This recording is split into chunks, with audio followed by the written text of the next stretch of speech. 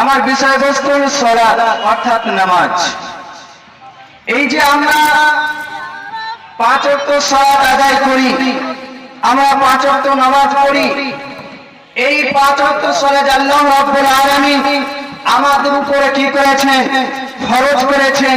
এই 5 ওয়াক্ত সালাত আমরা আদায় করি, আমরা কি বুকে হাত রেখে সাহস করে বলতে পারবো যে 5 ওয়াক্ত সালাত আল্লাহর দরবারে কবুল হচ্ছে?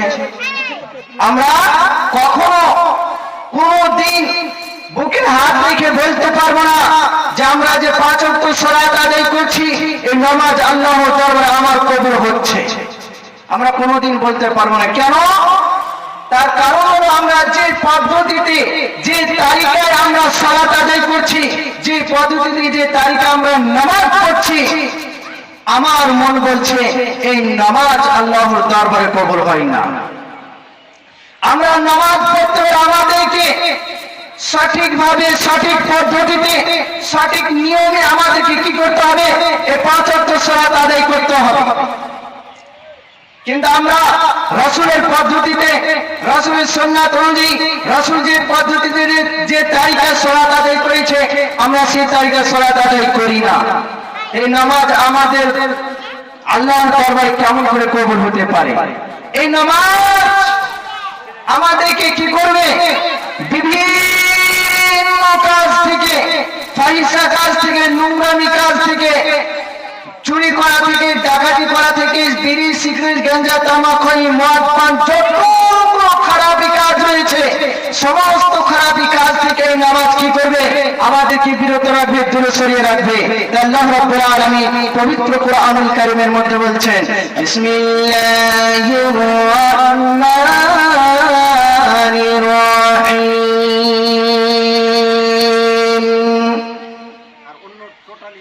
আকিমিস সালাতা ইন্নাস সালাতা তানহা আনিল ফাহশাই ওয়াল মুনকার। আল্লাহ রাব্বুল আলামিন বলছেন, আকিমিস সালাতা, তোমরা সালাত প্রতিষ্ঠিত করো, তোমরা সালাত কায়েম করো। ইন্নাস সালাতা তানহা, নিশ্চয় নামাজ, নিশ্চয় সালাত, নিশ্চয় নামাজ, নিশ্চয় সালাত মানুষকে, ফাইন্নাস সালাতা তানহা আনিল ফাহশাই ওয়াল মুনকার, নিশ্চয় সালাত, নিশ্চয় নামাজ মানুষকে অন্যায় অশ্লীল কাজ থেকে, ফাহিশা কাজ থেকে, নোংরামি কাজ থেকে এই নামাজ কি করবে? বিরত রাখবে। কিন্তু মানুষ এত হতভাগা, মানুষ এত মানুষ খারাপের মধ্যে রয়েছে, যাদেরকে আমরা 5 ওয়াক্ত সালাত আদায় করি, আমরা চুগলখড়ি করি, আমরা 5 ওয়াক্ত সালাত আদায় করি, আবার মিথ্যা কথা বলি, আমরা 5 ওয়াক্ত সালাত আদায় করি, আবার বিড়ি সিগারেট খাই, আমরা 5 ওয়াক্ত সালাত আদায় করি, আবার মানুষের সাথে বেয়াদবি করি, আমরা 5 ওয়াক্ত সালাত আদায় করি, আমরা মানুষকে ধোঁকা দিই, আমরা 5 ওয়াক্ত সালাত আদায় করি, আমরা বিড়ি সিগারেট, মদ, তামাক খাই, অনেক পান করি। কিন্তু বন্ধুরে, তুমি শুনে রাখো, শুনে রাখো, যে ব্যক্তি আল্লাহ রাসূল সাল্লাল্লাহু আলাইহি ওয়াসাল্লাম বলেছেন, যে ব্যক্তি 5 ওয়াক্ত সালাত আদায় করলো, যে ব্যক্তি 5 ওয়াক্ত সালাত আদায় করলো, সালাত আদায় করার পরে নিষিদ্ধ দ্রব্য পান করবে, তার সালাত আল্লাহর দরবারে কোনদিন কবুল হতে পারে না। আমি 5 ওয়াক্ত নামাজ পড়ব, আবার বিড়ি খাবো, এই নামাজ কেমন করে আল্লাহর দরবারে কবুল হতে পারে? কোনদিন কখনো এই সালাত আল্লাহর দরবারে কবুল হবে না। একটা হাদিস, হাদিসের রাবি হচ্ছে হযরত আব্দুল্লাহ ইবনে আমর ইবনে আস রাদিয়াল্লাহু তাআলা আনহু, তিনি বর্ণনা করছেন, রাসূলুল্লাহ সাল্লাল্লাহু আলাইহি ওয়াসাল্লাম বলেছেন, যে ব্যক্তি নিশাদার, যে ব্যক্তি একদিন নিশাদার দ্রব্য পান করবে, আল্লাহ দরবারে তার 40 দিন সালাত কবুল হবে না। যদি ওই ব্যক্তি ওই অবস্থায় মৃত্যুবরণ করে নাই, যদি ওই ব্যক্তি নিশাদার দ্রব্য পান করে, যদি ওই ব্যক্তি নিশাদার দ্রব্য পান করে, যদি সে ব্যক্তি মৃত্যুবরণ করে, তাহলে সে ব্যক্তি জাহান্নামে নিক্ষেপ হবে, সে ব্যক্তি জাহান্নামে যাবে। আর যদি সে তওবা করে নেয়, তাহলে আল্লাহ রাব্বুল আলামিন তার তওবাকে কবুল করে নেবে। তারপর আল্লাহ রাসূল সাল্লাল্লাহু আলাইহি ওয়াসাল্লাম আরো বলছে, যে ব্যক্তি নিশাদার দ্রব্য পান করবে এবং 5 ওয়াক্ত সালাত আদায় করবে, আল্লাহ রাব্বুল আলামিন তার 40 দিন আল্লাহর দরবারে সালাত কবুল হবে না। যদি এই ব্যক্তি ওই অবস্থায় মারা যায়, তাহলে আল্লাহ সে ব্যক্তি জাহান্নামে প্রবেশ করবে। আর যদি সে তওবা করে নেয়, তাহলে আল্লাহ রাব্বুল আলামিন তার তওবাকে কবুল করে নেবে। আল্লাহ রাসূল সাল্লাল্লাহু আলাইহি ওয়াসাল্লাম আবার বললেন, যে ব্যক্তি একদিন নিশাদার দ্রব্য পান করবে, অর্থাৎ বেরি হোক, সিগারেট হোক, গাঁজা হোক, তামাক হোক, যে কোনো জিনিস হোক না কেন, যদি কোনো ব্যক্তি 5 ওয়াক্ত নামাজে যদি একবার বেরি খেয়ে নেয়, যদি জর্দাতে একটা পান খেয়ে নেয়, তাহলে তার 40 দিন সালাত আল্লাহর দরবারে কবুল হবে না। যদি অবস্থায় ব্যক্তি মৃত্যুবরণ করে, তাহলে সে জাহান্নামে যাবে। আর যদি সে তওবা করে, আল্লাহ রাব্বুল আলামিন তার তওবাকে কবুল করে নেবে। আল্লাহ রাব্বুল আলামিন রাসূল সাল্লাল্লাহু আলাইহি ওয়াসাল্লাম বলছে, 74 বারে বলছে, ওই ব্যক্তি যদি আবার নিশাদার দ্রব্য পান করে, তাহলে আল্লাহ রাসূল সাল্লাল্লাহু আলাইহি ওয়াসাল্লাম বলছে, কাল কিয়ামতের দিন আল্লাহ রাব্বুল আলামিন তাকে রাদাগাতুল খাবার পান করাবে। সাহাবীগণ প্রশ্ন করলেন, ইয়া রাসূলুল্লাহ, ইয়া হাবিবাল্লাহ, হে দয়ার নবী গো, রাদাগাতুল খাবার এটা কি জিনিস? আমরা বুঝতে পারলাম না। তখন আল্লাহ রাসূল সাল্লাল্লাহু আলাইহি ওয়াসাল্লাম বলছেন, রাদাগাতুল খাবার হচ্ছে ওটাই জিনিস, যখন জাহান্নামীদেরকে জাহান্নামে দেওয়া হবে, যখন জাহান্নামীদেরকে জাহান্নামে দেওয়া হবে, যখন ড্রেন রয়েছে, সেই ড্রেন দিয়ে যখন রক্তপুঞ্জ সমুদ্র দিয়ে বয়ে চলে যাবে, ওই ড্রেন দিয়ে যখন ওই রক্তপুঞ্জগুলি বয়ে যাবে, ওই ড্রেন থেকে রক্তপুঞ্জগুলি যারা নিশাদার দ্রব্য পান করছে, তাদেরকে তুলিয়ে পান করানো হবে। এবার বলুন, আমরা যে নামাজ পড়ছি, এই হাদিসটা যারা কি বুঝতে পারলেন? যে ব্যক্তি একদিন নিশাদার দ্রব্য পান করবে, আল্লাহ রাব্বুল আলামিন তার 40 দিন সালাত কবুল করবে না।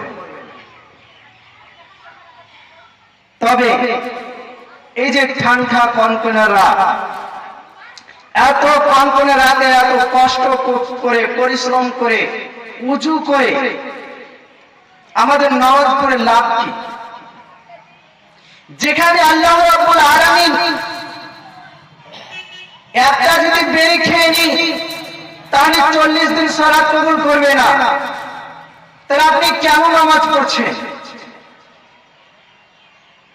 নামাজ ছেড়ে দেন। যেখানে আপনি নিশাদার দ্রব্য ছাড়তে পারবেন না, 5 ওয়াক্ত সালাত আদায় করবেন, আবার নিশাদার দ্রব্য পান করবেন, বেরি খাবেন, আবার নামাজ পড়বেন, নামাজ আল্লাহর দরবারে কবুল হবে না। আপনার নামাজ পড়াই হবে, কোনো লাভ নেই, কোনো উপকারে আসবে না।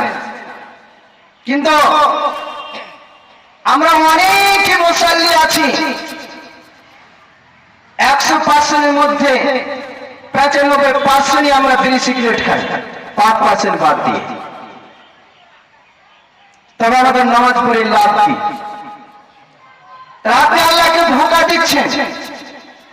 নামাজ পড়ে না, আল্লাহর সাথে আপনি উপহাস করছেন, ঠাট্টা করছেন।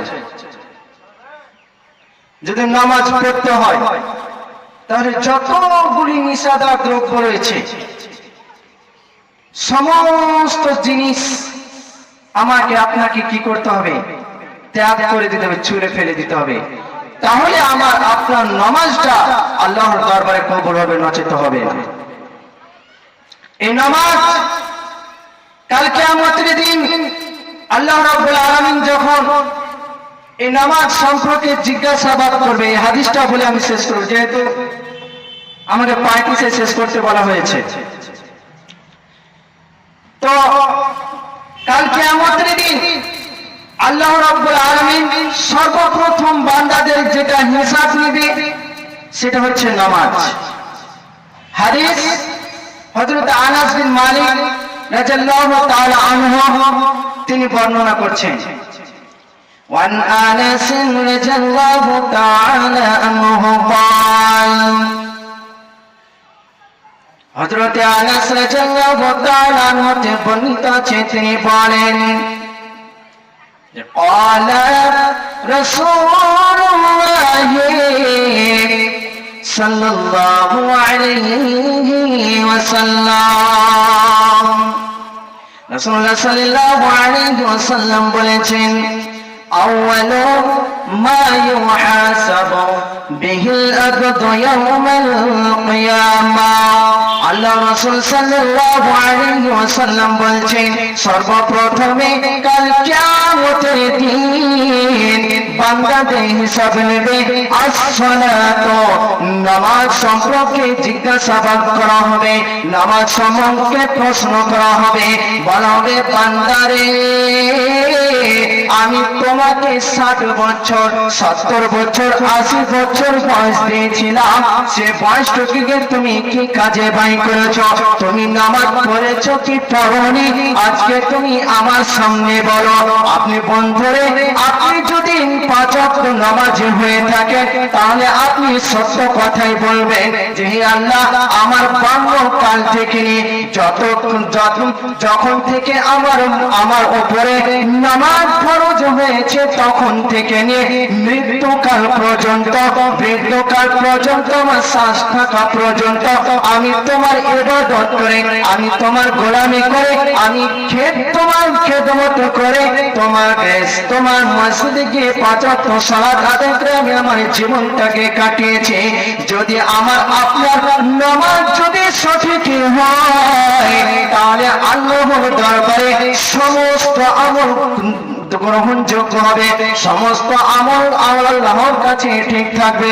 আর আমার নামাজ যদি আল্লাহর দরবারে সঠিক না হয়, আমার নামাজ যদি আল্লাহর দরবারে কবুল না হয়, তাহলে আগে এবং পিছে যতগুলি আপনি আমল করেছেন আমি আমল করেছি, সমস্ত আমল কি হয়ে যাবে? বরবাদ হয়ে যাবে।